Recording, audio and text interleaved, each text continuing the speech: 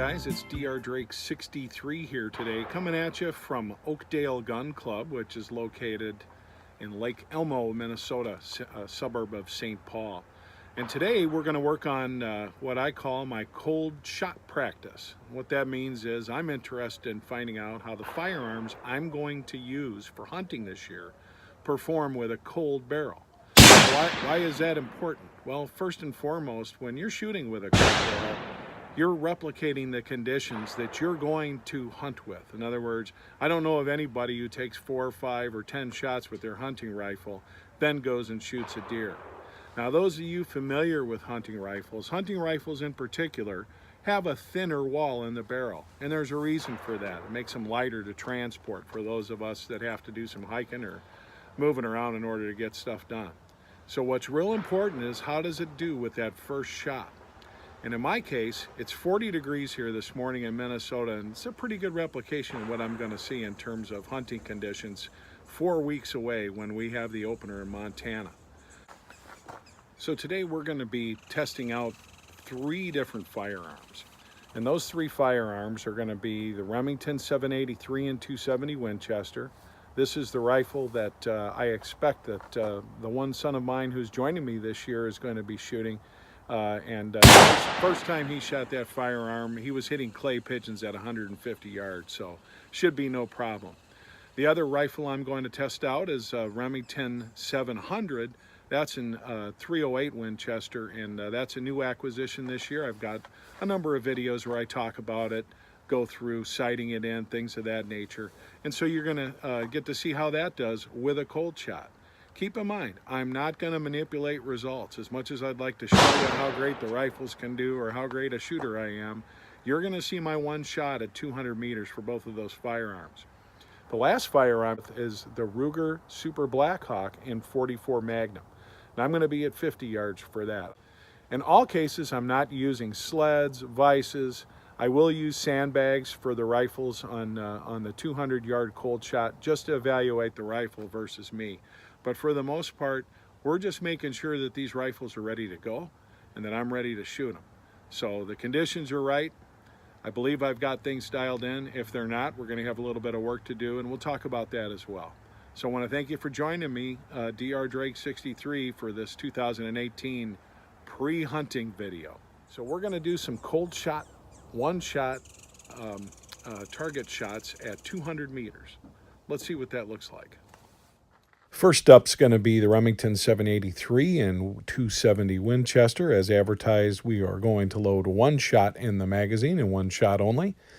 We're going to use the 270 Winchester 130 grain Federal Fusion.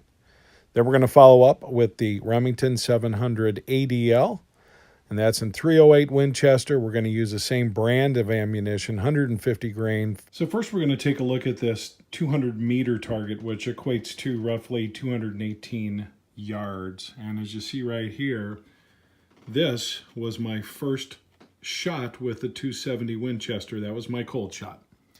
And as you can see, just looking at this from the whole scheme of things, on a deer, that would have been a fatal shot to the neck. So, you know, not horrible, but definitely kind of threw me off. So I took that one shot and came back. And the very next shot I took was with the 308. And that's where it landed, low. I couldn't figure out why. So I took another shot, and I saw that it also was low, and came to the conclusion that I needed to adjust my scope. Now, I did not take any more shots at 200 yards after doing that, but I did recognize the fact that that I was shooting a different round than I had last time when I zeroed it. More about that in a second. Anyway, these are subsequent shots with the 270 Winchester. And what I find interesting about it is all same point of aim, no wind, anything. Not the best group at 200. Obviously, you got to like this one right here in the center. Nobody complains about a bullseye. But off to the left and in general, haven't had near the success using the Federal Fusion ammunition that I have using the Remington Core Locked. So I'm giving given some thought a little bit more later about how we're going to basically go back to that.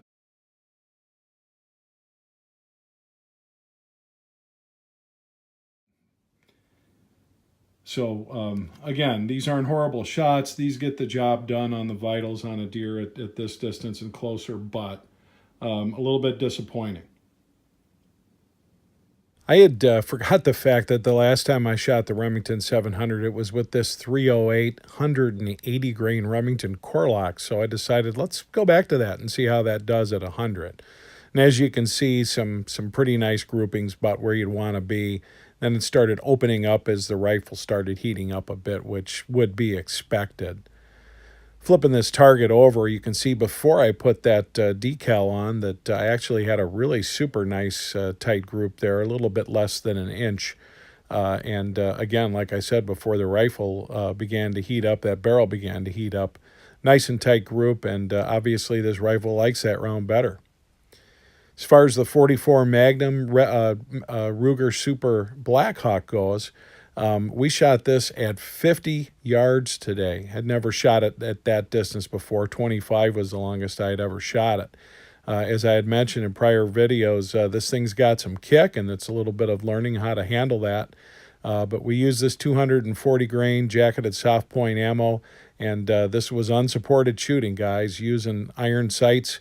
No dots, no scopes, no anything. This is me shooting at 50 yards. So what you see is that. Please keep that in mind. This was what I did at a distance of 50 yards with the 44 Magnum with the Super Blackhawk. And I noticed I was consistently, as you can see here, hitting off to the right. And these shots were performed standing, without any kind of rest, anything like that. But it was pretty clear after a consistent amount of shooting that where I needed to make adjustments was on my windage. My back sight was drifted over too far, overcompensated from the last time I shot at 25. Once I made that adjustment, you can see how we were putting them in at 50 yards. So I would have to tell you that that kind of shooting will definitely get the job done. There's no question about it. I don't think I'd want to go much farther than 50 yards at this point. Keep it in mind, I'm using iron sights. I'm not using any optics at all. I don't even have anything highlighting the front sight. It's just an iron sight on a handgun. So I do like the way the trigger's breaking in. I am definitely have learned to shoot this gun without the discomfort, and so that part's all good, and I think we'll just see more groups like this.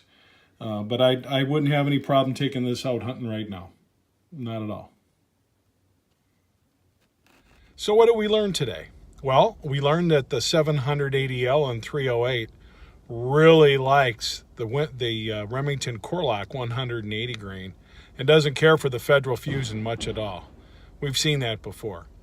We've learned that the 270 Winchester and the 783 can be very, very accurate as long as I do my job. And we learned that if we practice and continue to practice, we're going to consistently hit deer-sized targets at 50 yards or so with the 44 Magnum Ruger. So all in all, a good day, whereas I would have loved to come out, nailed exactly what I wanted right off the bat and everything else. What I did instead was figure out what adjustments I needed to make to prepare for hunting, which really was the point of the whole thing. To quote Paul Harrell, who says, don't try this at home, I'm what you call a so-called expert. I'll paraphrase Paul and just say I'm not what you call a so-called expert. So I'm a guy just like you who goes out with his gear, does the best he can, and tries to learn from some of the mistakes he makes and tries to remember some of the things that he learned before. At least with me, that comes down to ammo selection in my rifles and being patient with the process. I appreciate you watching today. This is Dr. Drake 63 saying thanks for being with me, and look forward to giving you hunting results later on here in a month or so. Have a good day.